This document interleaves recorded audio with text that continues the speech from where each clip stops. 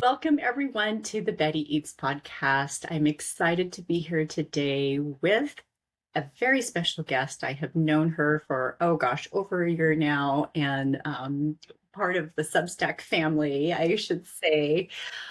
We are here today with Shell Plant of Bake Experiments. And Shell, I'm so thrilled to have you on the program today. We chatted a little bit before we got started, and so it's morning for me, but it's evening for you because you are in the UK. So, yeah, yeah. Well, welcome, Shell. I'm so happy that you're here today, and I would love for you to just tell everyone a little bit about yourself. First up, thank you so much for having me and for inviting me on. I'm super honored and so excited to be talking to you and chatting with you after, like you say, we've been talking for a year. So very exciting. Okay, so I write Bake Experiments, as you said, and is essentially what it says on the tin. It is a series of tiny experiments which improve our baking. So the idea is to make it easier, healthier for the home baker. And also, I'm a big history nerd, so there are little bits of fun history, tidbits, and folklore in there as well. And I mainly focus on sort of different techniques and flavor combinations as well. Yeah. Yeah, yes. And something that you are doing that I have been doing lately are the micro bakery lessons. I love those because I just feel like, oh, I can up my baking game with these. Yes. So I love those. Yeah. Yeah. I can't remember where I read it, but I read somewhere that a good recipe should have one thing that you really learn and you really take Oh, away. oh. And I was like, well, clearly a micro bakery lesson is the way to do that in my. Mhm. So if it's just a little piping tip or a little pastry rolling tip, if somebody Mhm. comes away from that recipe and is like, oh yeah, that actually really does help, then that's great, isn't it? So Yes.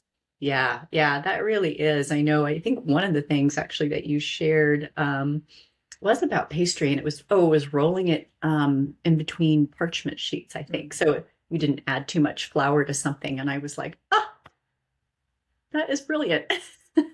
that tip's really useful. Yeah, I got that from pastry chef here in the UK, Julie Jones, who is a bit of a hero of mine.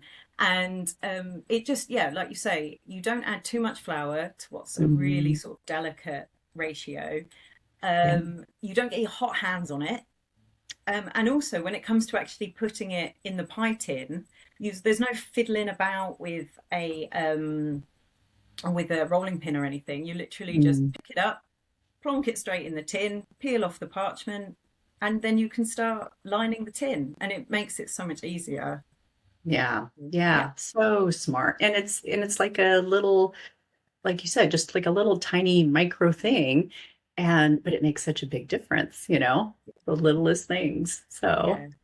Yeah, yeah. it's quite hard sometimes to keep it to just one thing. So I was doing another pastry one this week actually, and it was about how to like line it and blind bake it. And Mm. I found myself doing about five tips all in one, and I was like, I'm gonna have to cut this down because I think it's gonna be like half an hour. So yeah, I do have to focus and make sure it's only one tip per video, which is a bit of a challenge. But yeah. Yeah. Yeah.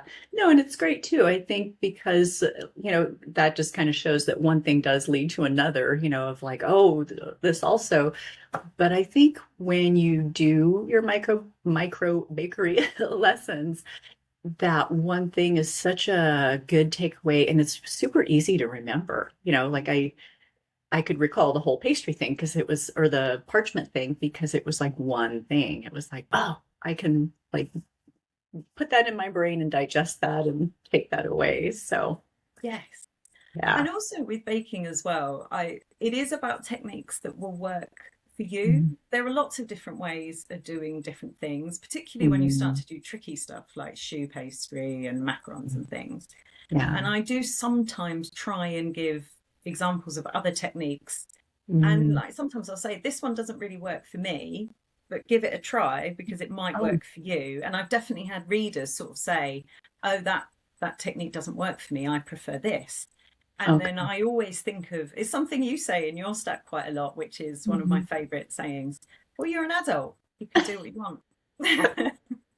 My husband and I say that to each other quite a lot now. We're like, That's well, you're an so adult, so you can do what you want. that's so great. Well, I am curious, Shell. Like you have this innate, I think, curiosity and just talent for all these different baking things. Did you grow up baking, like with a Not family really. member, or did you come to it later in life? So bizarrely, my gran was a cake decorator. Oh, And she made these incredible things. I remember getting for my fifth birthday party a mushroom. It was like a oh, mushroom cake with a slide coming out of it. She really did some amazing stuff. Um, oh. but I mean maybe she taught me some stuff. I don't remember her teaching Mm, me anything, of whether it just came in via osmosis. Um, but I've always enjoyed it. I've always enjoyed baking. I mhm. wouldn't say that I got seriously into it until about maybe 5 years ago. Um, Really? Oh my goodness. yeah, so I'd always had a bit of a thing about a bit of a dream of mine for a while was wouldn't it be amazing to go to Le Cordon Bleu pastry school? That was a little Oh, sort of pipe dream I had. wow. And then during lockdown, I was home alone and my children were babies. They were babies. And so my husband was like, to stop you going utterly doolally. Um, you've had babies, you know, and he bought me the Le Cordon Bleu pastry school book, Wow. and he said, like, while we're stuck in during lockdown, why don't you bake your way through it? And Wow. yeah, so while everybody else was on banana bread, I was doing violet eclairs and coconut de coir and raspberry entremets and Wow. yeah, and so when the restrictions started to lift, Brian again, very supportive husband, um, he found a course at the local culinary college, and Oh. it was a patisserie and confectionery course, and it was a qualification, but it was in the evenings, so Mhm. I could look after the children in the day, and then in the evenings I would go to college and make macarons and bavoirs or these big Ah, layer cakes with sugar craft bows on top and all sorts of crazy stuff. wow. Yeah, yeah. So I did that for a year and passed my assessments, which few, because yeah, they're quite something. And then my cake decorating tutor, he asked me if I would come and work with him in his kitchen. Wow. Yeah, so I did that for a while, as well as selling cakes and pastry from home, which I Mhm. learned. Oh my gosh, I learned so much doing that. It's very different Mm. baking, just baking at home to baking for customers is so different. Oh, I Um, bet. Yeah. yeah. But so just to explain, obviously, I used to be a journalist, and I worked in charity press offices for years and years, and I the writing part of me, the words and pictures part of me, she was still battling to get out. And and that's why I'm so grateful to Substack really, because it's given me a platform to keep Mhm. practicing that skill set and also just meeting this absolutely incredible food writing community. It's Hmm. from all around the world. It's been amazing, and I feel like I learn so much from Substack all the time. And so I'm just trying to think about so for example, we don't really make cobblers here in the UK. Oh, oh, No, really? we make crumbles. We don't make cobblers. Oh, okay. And last year I made Rebecca Blackwell's cobbler, Mm. and it was absolutely delicious. I didn't even have a cobbler pan. I think I used like a cake tin. Um, but I loved it so much. I've gone out and bought myself a cobbler pan now, and I know how to make a proper American cobbler, which is really exciting to me. And the kids loved it. And yeah, so that's really, yeah, I'm very grateful to Substack for giving me that opportunity, and also being the kind of platform um, where you do feel that you can experiment, Hmm. literally. So Yeah. um, well, I just so I and on the picture side as well. So I started training as a food photographer in the summer, Hmm. and actually, so I remember the first time I was going to put my pictures in for critique by my tutor, and I was really nervous about it. And I put that picture up on Substack, like, oh my God, I'm about to put this to my photography tutor. I'm really nervous. And I had an actual photographer like respond and go, "Don't be nervous. You've got a great eye. You're going to be fine." And hearing that, I think it was really like it gave me the boost to be like, "Yeah, I can submit this. That's great." And I don't know if I would be able to do that on any other social media platforms. I feel like Right. Substack is quite special in that way. But I agree. yeah, Yeah. yeah. Yeah. No, I agree with so much of that. That's just so, I think that one of the nicest things, like you talked about, is the food writing community. And it's because food writing, as you know, and doing newsletters or creating recipes, it can be very, I don't want to say isolating, but you're doing it by yourself. You kind of feel like you're in this little silo alone. So it's really great to have that connection, and it really is all over the world. And I kind of feel like, oh, these are all my little coworker friends. Absolutely. Yes. And Yeah. we learn from each other as well. So, Yes. and it pushes me as well. So I think Mm. I chat with Lisa McLean quite a lot, who is in Australia, Oh, and yes. she's encouraged me to use ingredients I've never heard of. And now Um, I've experimented baking with jackfruit, and I'm oh, really keen on trying a pandan chiffon cake, oh, which is I've never baked with pandan, but I feel that I could give it a go yeah. because yeah, because of what I've read on her stack. And Yeah. yeah, I really like that aspect where you can just keep learning. Mm. Yeah, absolutely. Yeah.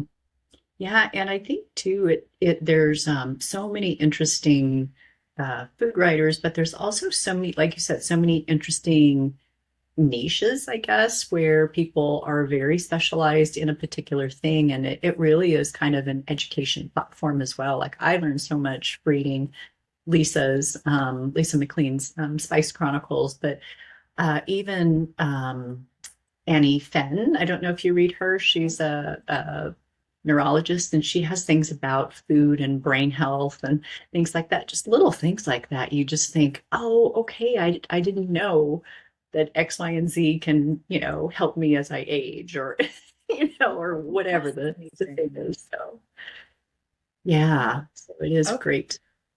I will Uh, be checking her out. She sounds yeah. really Oh, yeah. interesting. Thank you. Yeah, really interesting, and these things can be delicious. It doesn't have to be like, oh, this is gonna help my brain and it's gonna taste terrible. It's like, oh, great food, and so Yeah, yeah. that sounds fantastic because um that's something that I'm really quite keen to focus on this year with Mm. my own baking. And Mhm. I mean, at the end of the day, I'm always going to want to make a highly decorated showstopper. It's art to me. It is my art, and Yeah. I'm always going to want to make something. I mean, I really for Christmas this year, I want to make a croque embouche. I'm going to do it. Um, Oh my I'm gosh. going to do it. Oh my gosh. Um, That's gonna be awful. um, um, but on the flip side, I think for everyday baking, if we can try Mm, and get as many nutrients in there, then and so that it does us good, I yeah. think that's something I would really like to focus on. I've done a little bit of it, like looking Mm. at how you can lower sugar in bakes but not lose flavor, Right. which is quite challenging. Yeah. Um, but also things like adding extra virgin olive oil to your bake, which makes it lovely and moist and light, but Mhm. also adds some polyphenols, I believe. I'm Yeah. not a nutritionist. So yeah, I am starting to experiment a bit more with making baking healthier, but still, as you say, absolutely delicious. So Hmm. definitely be checking that out. Thank you. Yeah. Yeah. No, it's a challenge, and it's a fun challenge too, to see, like, oh, it's like you said, an experiment. Let's play with this and see what comes of it, and it's okay if it's, like, this is okay. Yeah, Still yeah. edible. Yeah, absolutely. So Um, this week I was experimenting with my salted short crust and I was trying it with rye and buckwheat flours just to see what difference that made. I was I quite surprised saw by the that. outcome actually. I will be writing a post on that soon. But yeah, yeah, it was, I think, big tip if you are baking with rye and buckwheat in your pastry, you need more liquid. You need more egg yolks. That was my Mm-hmm. main takeaway because they were just quite crumbly. And I Yeah. think it's something to do with the flour itself. It needs more liquid. So yeah, a bit of a Right. little learning from this week. Yeah, that's Yeah. so interesting that you say that, because I actually did a rye bread bake this Ah, week, and I was reading up on different flours, and I knew that whole wheat is a very thirsty flour, for instance, but I found out rye is also a very thirsty flour, yeah. Yeah. and it will Very. just pull all that liquid in, and so you need more of it. That's Yeah. for sure. Yeah. Yeah. I'm quite careful at not adding too much liquid to pastry Mm. because you don't want to add too much. But it needed like double what I would Oh. usually add, which I think, like you say, it was very thirsty and I still Mhm. had cracks and things. So I've got to work on that one. But Yeah. yeah, yeah. Wow. But yeah. Well, something that I love that you do also, and you do write about it, is that you bring your kids and you are teaching them in the kitchen to enjoy baking, and they kind of get their hands dirty too, and help you out. How has that gone? Have they enjoyed that? One more than the other. That's always the Yeah, way it thank is, isn't you. it? Thank you for saying that. So it's really funny. I was in one of the writing courses by Mark. I can't pronounce his surname. Diacano. Oh, Um, yes, yes, yes, Mark, yeah. yes. And in it, we were discussing about how we often write about our grandmothers and our mothers as influences and stuff like that. Mm. And I realized as we were having that chat, I want to be that figure for my children. I want to be that influence, that legacy. And that, in 20 years' time, they might be telling a story about me. That's like very much something I want. Um, Um, I and love. my son has taken to it with absolute gusto. Even from a really young age, he was Wow, making gnocchi at 3, he was making pasta at 3, and wow, now we are starting on a little journey together to learn to make proper bao buns from scratch. wow, wow. Yes, we've had one attempt so far. Thank you. Yeah, we've had one attempt so far, and Mm, they were quite dense. They were mm, okay, but they mm. weren't as light and fluffy. Okay. So, but I'd never made them before, and I was making them with a 8-year-old. So we will keep learning and we will keep trying. And I think that's a good thing to teach children as well. Like, if Yes. at first it doesn't go very well, learn from it and try again Oh, because yeah. it will go better next time. Yeah. Um, and I'm just think you put up that absolutely beautiful pumpkin challah bread, didn't you? My Oh, son yes. loved that. Oh, We made challah bread together, and it wasn't as so beautiful as yours, Betty. I would have to work on my plaiting skills, but I yeah, he absolutely loved that challah bread. oh, I'm so Yeah. glad. Yeah. Um. So yeah. My daughter is less keen. Um. Mhm. She likes the decorating bit. She likes Oh, covering things with sprinkles, yeah. and I was really proud of her the other day. It was so cute. So for her birthday, she didn't want a birthday cake.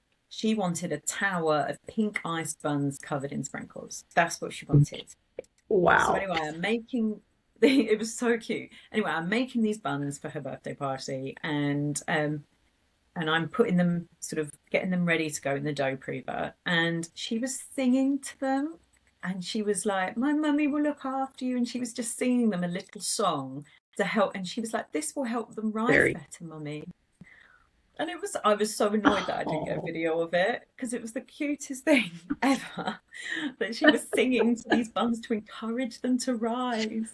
It was so cute. that is But so yeah, precious. it is precious. I do have to let, there are things I have to let go when I'm baking them Mm. with them. And one of them is aesthetics, how it looks. Hmm. And, I have to be like, oh, don't you, I have to hold myself back from being like, don't you think we should, pipe that there? Or, uh, and I have to hold that back and let them, have their own vision for it. Um, Yeah. and we're not selling it, I'm not Yeah. gonna take a photograph of it apart from for fun. So chill out and let them have their fun, I think, is something I really need to control. Yeah. That's so um funny. my son's got very fancy tastes. He likes choux Oh. pastry, he likes a choux bun a lot. um Mhm. and then my daughter likes macarons, and Oh my yeah, I goodness. think they're gonna realize. I don't think they quite realize how fancy they've got it. Yeah. They Um, have high expectations now. yes. For his birthday, my son wants a Dubai chocolate cake. That's Oh what he my wants to goodness. do. Wow. Decorated in handmade Lego figures. Oh Um, my gosh. No pressure, Shell. I yeah, I know, mean, right? Yeah. But I hope that, wonderful. you know, for all the flour they've chucked on the floor, or chucked up the walls or whatever, if they come away with like a love of food, and I Mhm. mean, my son does make comments that he'd like to be a chef one day, but even Oh, if I know, but even if they come away and they just really love food and feed themselves yes. really well, then that's, I've done my job. So Right. Yes. yeah, And it's like you were talking about, those memories are there, and you are already kind of that person, of like, oh, I used to bake with my mom. And so, yeah. did you bake with your children? I did actually bake with them, and it was kind of the same thing. Some are more interested in it than others. My boys were kind of like, yeah, okay. Um, one of my sons actually, I was always terrified of giving them a knife to cut anything, but one of my sons is very adept, and so he became my chopper. It was like, okay, you chop all the, onions or the Amazing. whatever we were doing. And my daughter was more of the baker. She loved to do, banana bread and cupcakes and different things like that. And then, my eldest was kind of like, whatever you need me to do. And but now, that they're grown, it's so interesting. One of my goals was I really want you to learn have one dish that you're able to make before you move out and leave home. the best of intentions. That doesn't always happen, but I do get phone calls. So it's like, okay, so mom, how do you make your so they'll be in the middle of something like, what is it that you use for? So I always appreciate those phone calls and just wanting to know how to do certain things because they remember this from their childhood. And so which is great. And they all, I think, enjoy cooking to some extent and they all appreciate and they all have this kind of expectation of like, yeah, that no, that crust is wrong. When they go eat somewhere, it's like, oh, okay, Amazing. well, They're a discerning customer. they're very discerning, yes. And so it's kind of fun, but it's interesting to see too. Like, my daughter got married last year, and one of the things that she always tells me now is she says, well, nobody told me that I have to, you know, plan dinner every night for the rest of my life. And I was like, oh, welcome to my world. This has been my life for your whole life. Yeah. Yeah, so it's very cute and she's actually doing a great job of it. So I'm super proud of her and she's figuring it out. It's not the same way I figured it out, but she's figuring it out and that's what's important. They have those tools and so many resources now as well. So as well as the phone call to mom. Yeah. And I think you've really hit on something there with like figuring it out for themselves. Like that's Mm, something I am already trying to do with my children. Like let them figure it out. Don't helicopter. Um, yeah, but it's hard as a it parent. is It's hard. really hard. Oh yeah. Yeah, I mean, kind of like you were talking about the perfection thing. I remember for years we had this tradition. We would always do a gingerbread house, and I was that hovering, like, oh, don't you want to put that candy there, or don't you think we should even that out? And finally, I Oh, got it's to the meant to go point. on the front.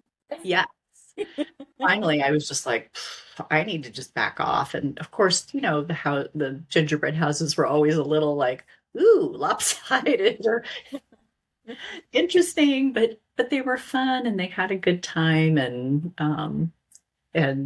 yeah, and as they got older, they had their own aesthetic that they wanted, which was fun and hilarious. So yeah, that's so cute. We've not done a gingerbread house yet, actually, I don't think. No, Oh, really? no. So Yeah, maybe next it year. is super fun. And I have always meant to bake our own pieces for it. I take the shortcut and I buy a kit, which is already baked pieces, and then we decorate it with whatever candies. But I keep thinking one day I'm gonna just bake the whole shebang and, really do it right. But we'll see. Maybe that's this year. Yeah. Yeah, that sounds Oh, amazing.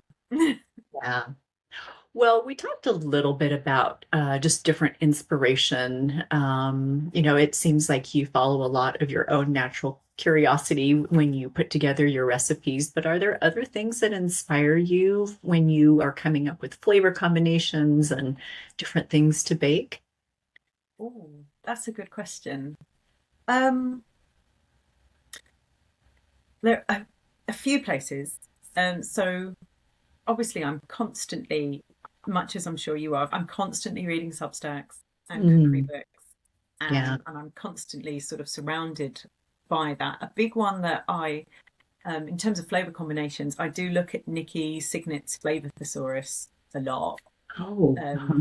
just to get thought, just to sort of see if it sparks something in me. Mm. One way, actually, something that does seem to happen quite a lot is that I get inspiration for desserts from savory dishes.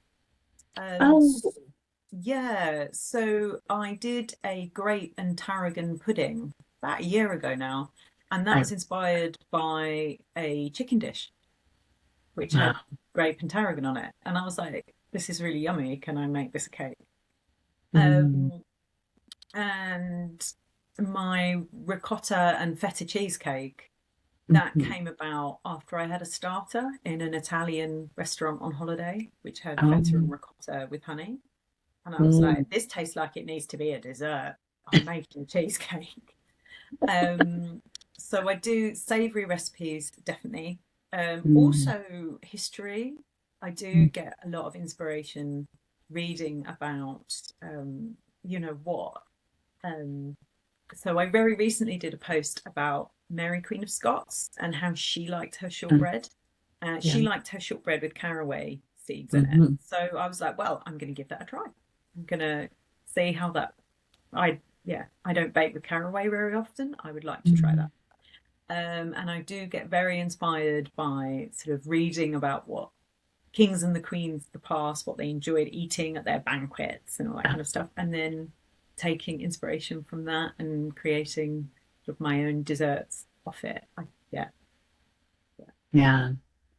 Yeah, I know. I remember one of your series last year, you were kind of pairing two different flavors, and I'm Mm. trying to think it was like, was it peach and oregano or yes, and it was just so interesting to me. And I thought, why don't we use herbs and other savory things in desserts more? Because they are so, it's like perfume in a way. They're so beautiful and really add another dimension. It's so that everything isn't just like one note sweet, Yeah.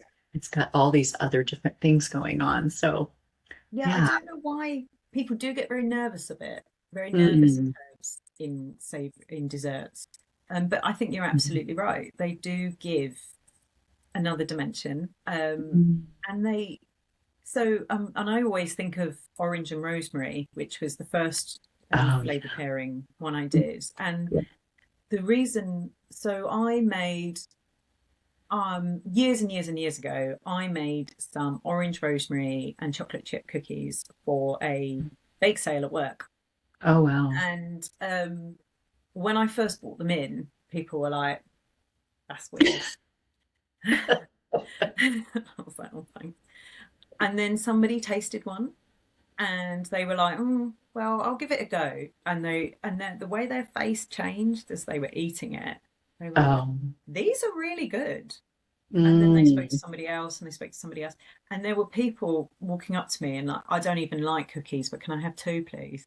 Oh. Um, yeah, and I ran out quite quickly and had to shut up shop. And that's the first time I sort of thought, "Oh, herbs Mm. adding that savoury note, Hmm. it lifts everything." Yeah. Um, and yeah, and I do really like oregano Mm. um, with peaches. I do actually have another recipe along those lines. It's a galette. I'm waiting for peach season to come back in, but it is Oh. a peach and oregano galette with hazelnuts. Ah, So yeah, that's something I'm going to share in the summer.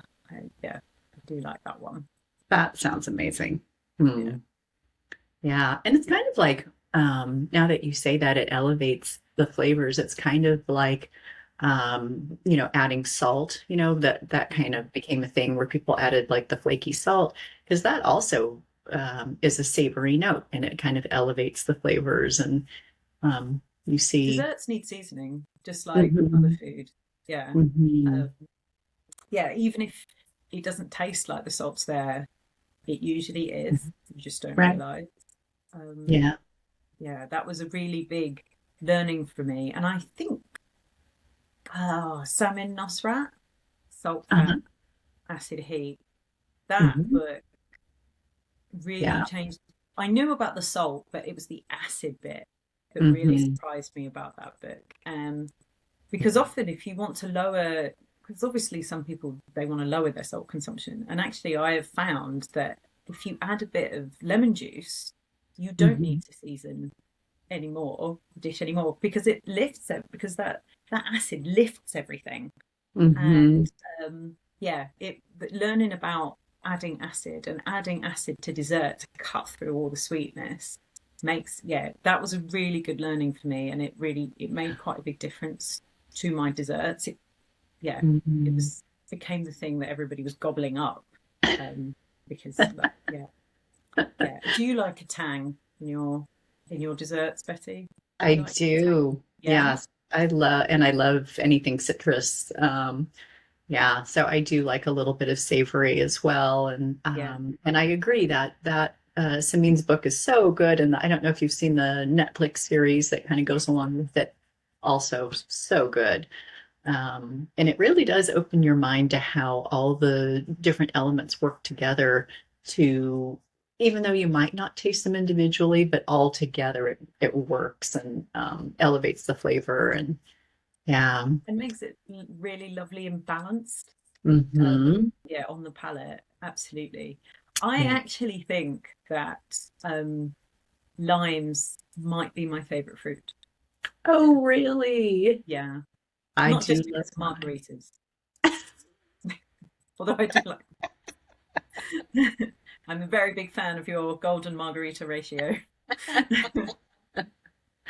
That sounds good right now.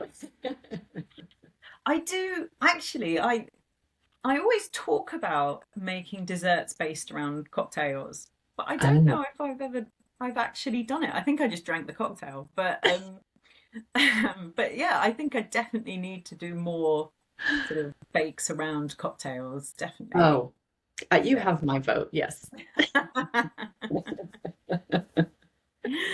That Yes. sounds like an excellent series for you to Cocktail do. bakes. Yeah. Um, well, something that I think is so interesting too, especially, talking about baking, um, with so many crazy AI untested recipes floating around. I did a bake actually over the holidays, and I don't know if it was AI or not, because I actually pulled it off a reputable food website, which I will not name, but it was an absolute fail and did not work. And it was the tip off should have been to me that the ingredient list and the directions did not match up. That should have been a red flag. They weren't listed in the order that they're used. And so let's talk a little bit about AI and just how, I think a lot of people go online to look up recipes, and sometimes you just never know what you're getting.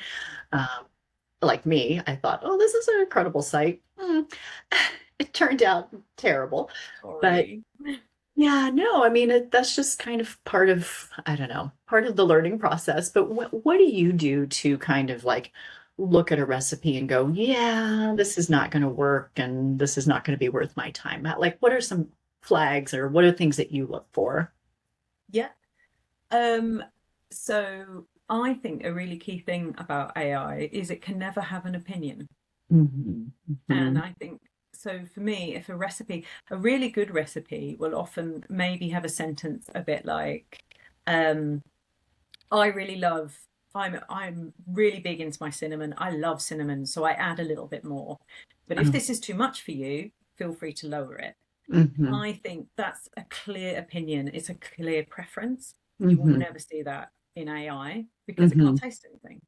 Um, so that is something I often look out for if it's like a personal story or, there are preferences talked about there, that's something that I always look for Hmm. in a Yeah. recipe myself. And so last year I did a project cooking the stacks, which where I cooked from a different Substack every week, and then at the end I would write about how I got on. And I obviously did cook from your lovely stack as well, Betty, and had some really good cocktails. One that got me quite drunk after one. Oh my gosh. Oops. um, and um, um, and at the end of that, to sort of end the project, I did write a post basically saying how to tell a good recipe without even picking up a pan. And Mm. there were two quotes that really sort of, and I sort of went back to the people I'd cooked from and Mm. asked them as well. And there were two quotes that really stood out to me. And the first one was Lolly Martins from Weeknights in Italy. And Yeah. she was talking about how she went looking for an eggless chocolate cake recipe. And Oh. she was saying that she looked around and in the end she went for one that did come from a home baker. Mm. But the reason she went for that one is because that home baker was looking for an eggless chocolate cake for her daughter who had an allergy. So there was that personal anecdote there. And Mm, then this baker had basically talked about all the different things she tried, the trials and tribulations she'd been through. It was mm, clear that she'd really tested this mhm, recipe.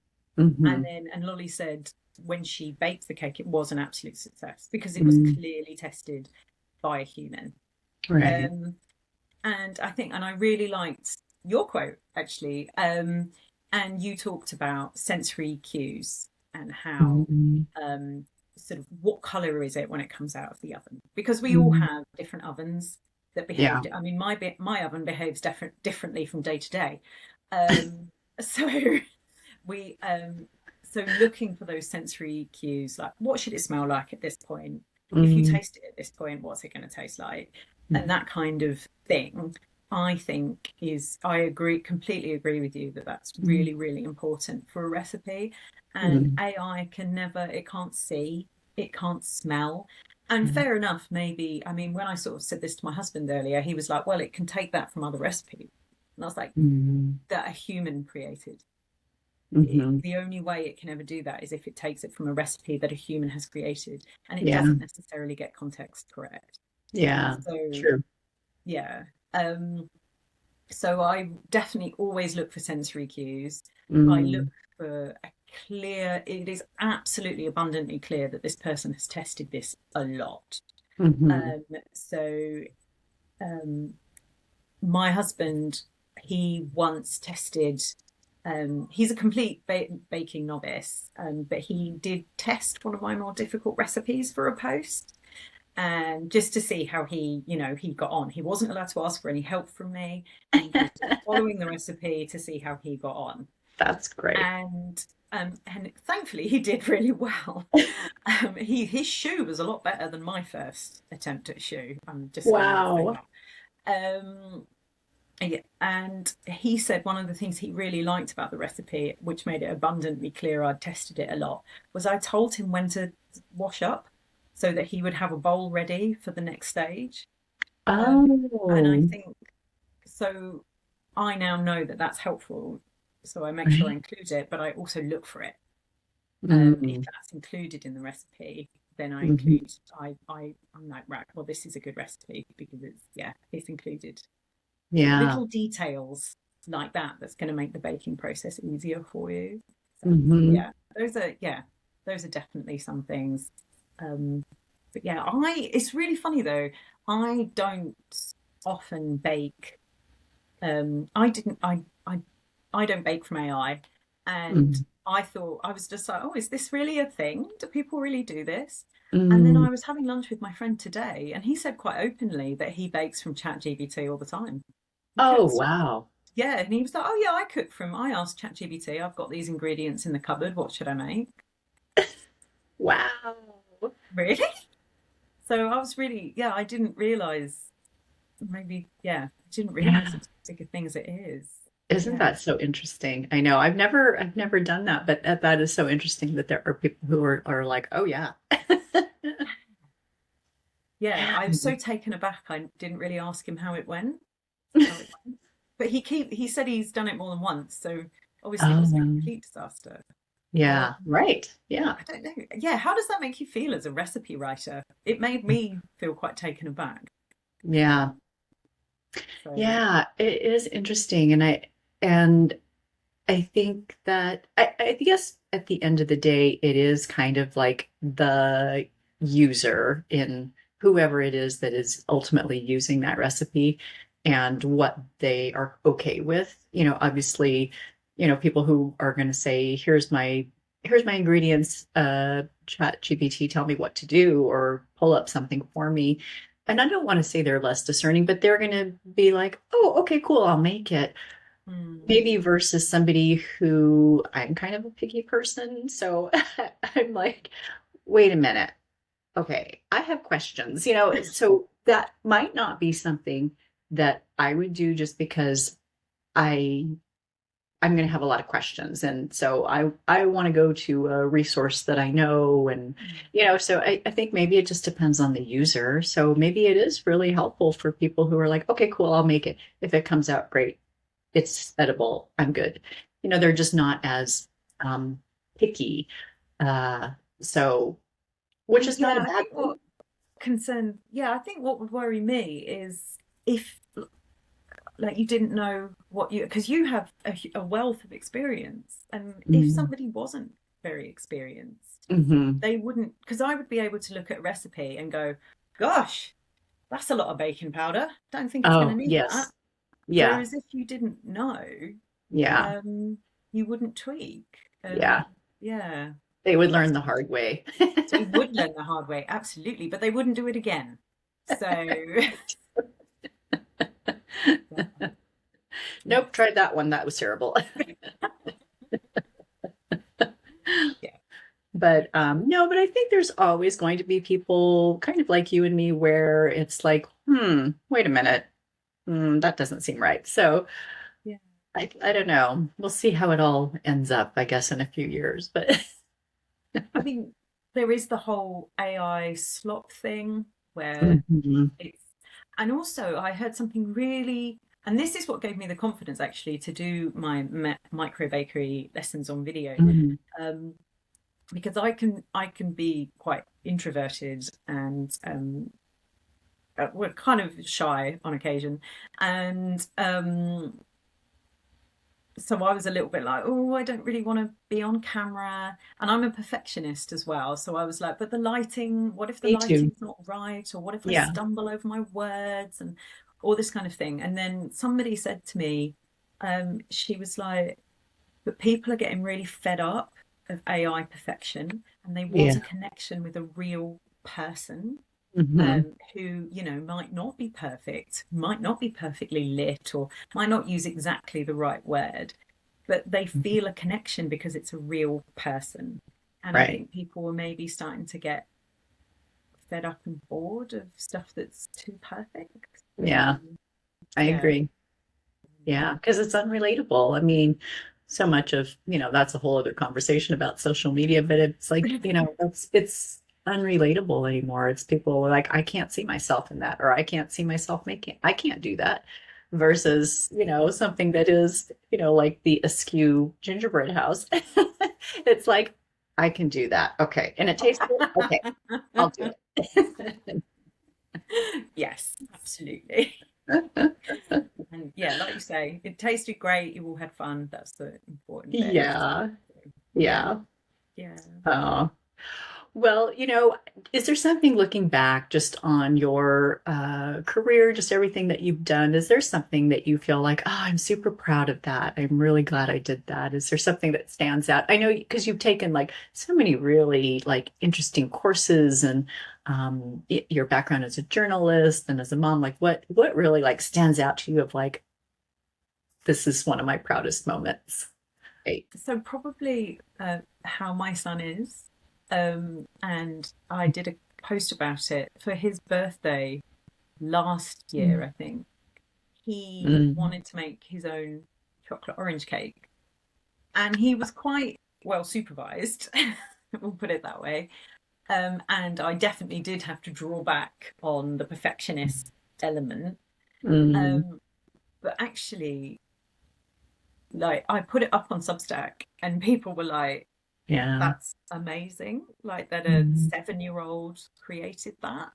Mhm. So I'm very, and the fact that he is now very adventurous, like he loves bao buns, they're his favorite food, What? and that's why he wants to learn to make them from scratch. Oh. And he has a really interesting palate. He loves Mhm. octopus and uh, baby squid, and I mean, I definitely wasn't eating that when I was 8. Um, so yeah, I think I'm very, very proud of how my Mhm. son is with Um, food. I hope long may it continue.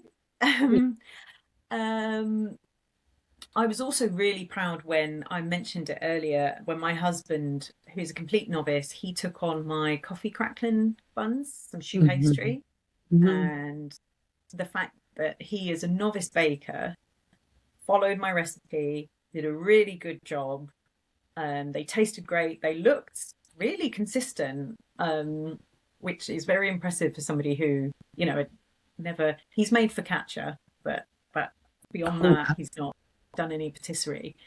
yeah. And something I'm really keen on achieving with Bake Experiments is making it all very accessible Mm, for a home baker. So I always choose techniques that can be done in the home. hmm. I always choose ingredients and even flavor combinations. Hmm. Um, they're a little bit unusual, but they're not inaccessible. I think Right. I make sure that you could pretty much get all the ingredients. I can only go what's in my supermarket here, so maybe Yeah. I have been told like I love black currants. It's my Mm, favorite flavor, and I have been told I know in the US you can't get black currants very mm, much. hmm. Um, so so I can only work on what I can find here in Britain, but I do Right. try and make sure that all the ingredients I use can be found in a UK supermarket Mm, because the majority, yeah, I'm making an assumption that lots of mm, people will be able to find those ingredients. So the fact that somebody who is a complete novice was able to follow quite a tricky recipe of mine and do a good job, is that right. like it's like yes, I've done it. Yeah. So yeah, yeah. Yeah. That is a wonderful achievement because that is a huge thing to have, like you said, a novice be able to follow a recipe and it comes out and it's like, wow, it did what it was supposed to do. Particularly as patisserie is so there is a lot to it. I remember Yeah. Brian was he was proofreading my macaron recipe. He was like, I had no idea there was so much to macarons and they were so Oh, tricky. And I mm. was like, yeah, they're divas. Um, That's um, a good word for them. yeah, but they're worth the effort, in my opinion. But Yeah. yeah, yeah. So I would say those two. Yeah, those are probably Mm. yeah, those are the things I hold close. Oh, that's really beautiful too. And it's beautiful that it's, your family as well that are part of that. So, Yeah, yeah, yeah. yeah. I mean, we're all in the kitchen all the time, and Mm. yeah, so yeah, they have to get involved. There is no choice. Well, speaking of recipes, is there a tried and true recipe that you would like to share with listeners today and you want to tell us a little bit about it? Yes, so I thought long and hard about this one, and I think the one I'm going to go with is my choc cherry and pistachio chocolate cookies. Mm. Yeah, I didn't say that right. I'll say that again. My chopped cherry and pistachio cookies. um, and the reason why I chose those, well, they've got a really cute story behind them. And so um, usually you always have eggs in cookies. They're what makes the cookie spread, and Mm. they're quite important Hmm. for that sort of very chewy texture. But anyway, I was recipe testing these cookies, and I in one of my batches I just totally forgot to put the egg in it. I don't know what was going on with my brain. I just didn't put it in. I just forgot. And like and so I was just like, oh no. And I was like, well, let's just my family were all coming round, and I was like, well, let's just check it by them, see what they say. Um, Hmm. and I was really surprised when my sisters and my parents were all like, that one's the best. And it was the one without the egg in it. And they were Wow. like, yeah, that one is the best. It's got a really lovely fudgy texture. It's kind of brownie like. I was like, oh, okay. You're like, oh, thank you. Okay. Yeah, yeah, I was meant to do that. Yeah, absolutely. Um, and I decided to go with it as well because Mhm. I know from when I've sold bakes from home Mm. that those who have dietary requirements, say egg allergies or that Oh, yeah. kind of thing, um, they really, really appreciate it when you cater for Mhm. them, because Yeah. it can be hard for them to get these things elsewhere.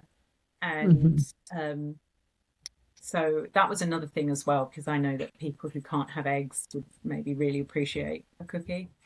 Oh, yeah. And also I wanted to choose a cookie because one of my focuses this year is biscuits, which are cookies, obviously, for the Yes. US listener.